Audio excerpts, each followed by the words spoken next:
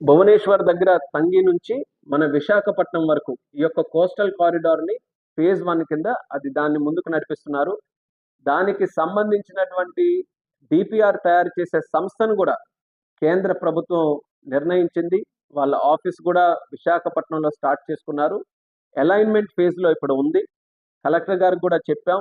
Highway అధికారులతో కూర్చొని మన శ్రీకాకుళం జిల్లాలో ఇచ్చాపురం నుంచి మన ఇచ్చర్ల వరకు కూడా దాని తాలూకా బెనిఫిట్ ఒక పక్కన కోస్టల్ ఏరియా ఫిషర్మెన్తో పాటు ఇండస్ట్రియల్ కారిడార్ కూడా తీసుకునే విధంగా పలాసలో వచ్చే ఎయిర్పోర్ట్ కానీ మూలపేటలో పోర్ట్ కానీ వీటన్నిటికీ కూడా కనెక్ట్ అవుతూ ఈ యొక్క అలైన్మెంట్ని మనం నిర్ణయించుకోవాలని చెప్పి తెలియజేయడం జరిగింది.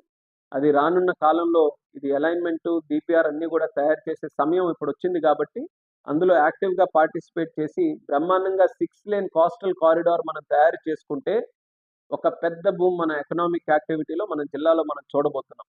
సో దానికి సంబంధించి హైవే మీద రివ్యూ కూడా పెట్టాం.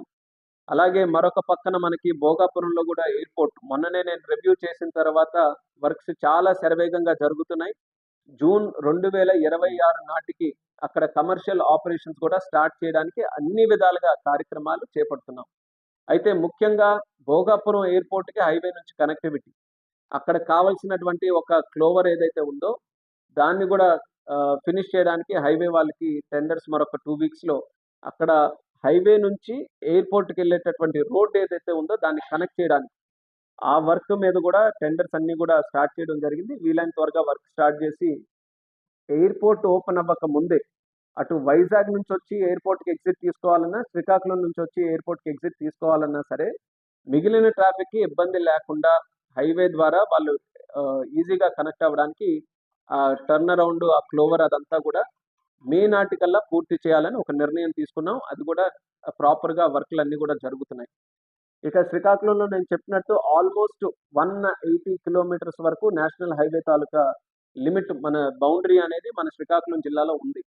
ఎక్కడికక్కడ కొన్ని బ్లాక్ స్పాట్స్ ఉన్నాయి. మీరు కూడా తరచూ ఎక్స్పీరియన్స్ చేసుంటారు. కొన్ని సందర్భాల్లో హైవే తాలూకా అలైన్మెంట్ ఎలా వచ్చిందనంటే అక్కడక్కడ ఎక్కడైతే సైడ్ రోడ్స్ కనెక్ట్ అవుతున్నాయో మేజర్ జంక్షన్స్ ఎక్కడైతే ఏర్పాటయ్యాయో అలాంటి దగ్గరలో యాక్సిడెంట్స్ హైవేస్ కూడా విస్తీర్ణంగా ఈరోజు బ్రహ్మాండంగా గడ్కరీ గారు కట్టిన తర్వాత ఫాస్ట్ వెహికల్స్ వచ్చాయి. స్పీడ్ వెహికల్స్ తాలూకుది పెరిగింది. దీంతో యాక్సిడెంట్స్ కూడా కొంతవరకు అక్కడక్కడ కొన్ని బ్లాక్ స్పాట్స్ అయ్యాయి. ఆ బ్లాక్ స్పాట్స్ కూడా తగ్గించడానికి పీడీ ఎన్హెచ్ఏ గారు వస్తే ఆయన కూడా తెలియజేశాం. ఎక్కడెక్కడైతే బ్లాక్ స్పాట్స్ ఉన్నాయో ఇన్ఫ్రాస్ట్రక్చర్ వైజ్ ఏదైనా అడిషనల్గా అక్కడ చేయాల్సింది ఉంటే అది కూడా చేయమని, దానితో పాటు మెయిన్గా నైట్ టైం కొన్ని దగ్గర యాక్సిడెంట్స్ అవుతున్నాయి కాబట్టి లైట్స్ అది కూడా హైవేకి సంబంధించిన అంటే హెవీ మాస్క్తో హెవీ లైటింగ్ ఏర్పాటు చేయాలి. సో వీటన్నిటి మీద దృష్టి పెట్టి అది కూడా చేయమన్నాం. హైవే కూడా బ్యూటిఫికేషన్ చాలా ఇంపార్టెంట్. అది హైవే బారున కూడా ఎక్కడ మనం చూసినా సరే మనకి అద్భుతంగా ప్లాంటేషన్ చేసే అవకాశం మీడియన్స్లో మిడిల్లో ఉండే మీడియన్లో కానీ సైడ్ ఉండే ఏరియాస్లో కానీ ప్లాంటేషన్ బ్రహ్మాండంగా చేయొచ్చు. సో ఆ ప్లాంటేషన్ మీద కూడా మన శ్రీకాకుళం జిల్లాలో దృష్టి పెట్టమని దానికి కూడా ప్రత్యేకంగా ఒక ప్లాన్ డిజైన్ చేయమని కూడా పీడీ గారికి కూడా చెప్పడం జరిగింది. రానున్న రోజుల్లో మన ఎన్హెచ్ఐ మీద ఉన్న ప్రాజెక్ట్స్ అన్నీ కూడా శరవేగంగా చేయడానికి ఒక మిషన్ మోడ్లో తీసుకొని వెళ్తాం. ఏదైతే నర్సన్నపేట నుంచి ఇచ్చాపురం వరకు 4 లేనింగ్ ఉందో అది 6 లేనింగ్ చేయడానికి అది ఆల్మోస్ట్ నేను ఒక 5 ఇయర్స్ నుంచి ఫాలోఅప్ చేస్తున్నాను. దాంట్లో ప్రధానంగా ఒక ఏమొస్తుందనంటే ట్రాఫిక్ నర్సన్నపేట వరకు జమ్మూ వరకు ఎంత ట్రాఫిక్ ఉందో దాని నుంచి ఇచ్చాపురం వరకు వెళ్ళినప్పుడు ట్రాఫిక్ తగ్గుతుంది. ఎందుకనంటే నర్సన్నపేట నుంచి కొంత ట్రాఫిక్ ఒడిశా వెళ్ళడానికి పాతపట్నం మీదుగా వెళ్తుంది కాబట్టి ఆ హైవేని ఎన్హెచ్ కింద మనం డిక్లేర్ చేసుకొని స్టేట్ హైవేని ఎన్హెచ్ చేసాం పాతపట్నం. ఇక్కడ ట్రాఫిక్ తగ్గుతుందనే ఆలోచనతో ఇంకా అంత వేగంగా చేయడానికి ఇంకా కేంద్ర ప్రభుత్వం ముందుకు రావట్లేదు. అయినప్పటికీ కూడా దాని మీద ఉన్న స్ట్రక్చర్స్ కొన్ని ఉన్నాయి. కొన్ని పాయింట్స్ దగ్గర ఎస్పెషల్లీ ఇప్పుడు మూలపేట పోర్ట్ వస్తుంది.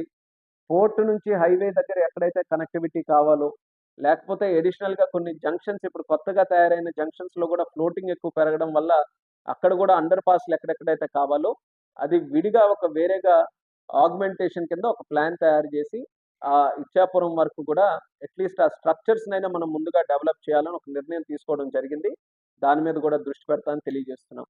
అలాగే రాష్ట్ర ప్రభుత్వానికి, కేంద్ర ప్రభుత్వానికి అత్యంత ముఖ్యమైనటువంటి కార్యక్రమం. జల్ జీవన్ మిషన్. మన ఎన్డీఏ కూటమి అధికారంలో రాకముందు ఎన్నికలకు వెళ్ళినప్పుడు రాష్ట్ర ప్రజలందరికీ కూడా ఒక హామీ ఇచ్చాం. ఇంటింటికి కూడా కొలాయి ఇచ్చి స్వచ్ఛమైనటువంటి త్రాగునీరు ఇంటి వరకు కూడా తీసుకొని వస్తామని తెలియజేశాం. దానికి కట్టుబడి ఉండి కేంద్ర ప్రభుత్వం నరేంద్ర మోదీ గారు ఒక బ్రహ్మాండమైన పథకం పెట్టారు, జల్ జీవన్ మిషన్ అని.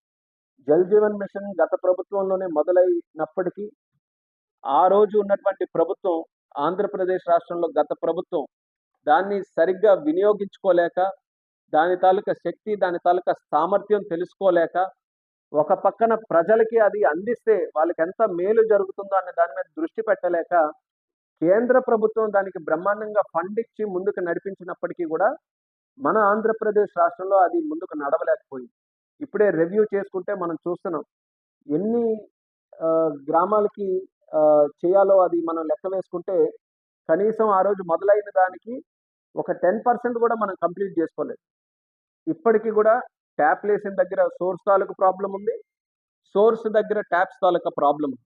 అందుకనే మళ్ళీ చంద్రబాబు నాయుడు గారు వచ్చిన తర్వాత రాజకీయాలు కానీ, గత ప్రభుత్వం చేసిన తప్పులు కానీ వాటన్నిటి పక్కన పెట్టి in the interest of the people అది ఎట్టి పరిస్థితుల్లో జల్ జీవన్ మిషన్ ప్రోగ్రామ్ మనం చేయాలి, ఇంటింటికి కొలాయి ఇవ్వాలని, ఏవైతే అన్ఫినిష్డ్ వర్క్స్, అన్స్టార్టెడ్ వర్క్స్ ఉన్నాయో దానికి ఫ్రెష్గా మళ్ళీ శాంక్షన్స్ కూడా ఇచ్చి, ఫైనాన్షియల్ క్లోజర్ దానికి ఇచ్చి, ఆ స్కీమ్స్ అన్నీ కూడా రివైవ్ చేసి మళ్ళీ ముందుకు నడిపిస్తున్నాం. ఈరోజు జల్ జీవన్ మిషన్ ప్రతి జిల్లాలో, నేను ఇక్కడ శ్రీకాకుళంలో నేను రివ్యూ చేశాను కానీ చంద్రబాబు నాయుడు గారు ఎప్పటికప్పుడు ప్రతి జిల్లా తాలూకుది, ప్రతి ఏరియా తాలూకుది ఈ యొక్క ప్రోగ్రెస్ని కనుక్కొని మళ్ళీ కేంద్ర ప్రభుత్వానికి కూడా అది తెలియజేసి అక్కడి నుంచి ఫండ్ తీసుకొని రావడానికి రాష్ట్ర ప్రభుత్వం కంటిన్యూస్గా ఫాలోఅప్ దీని మీద చేస్తుంది.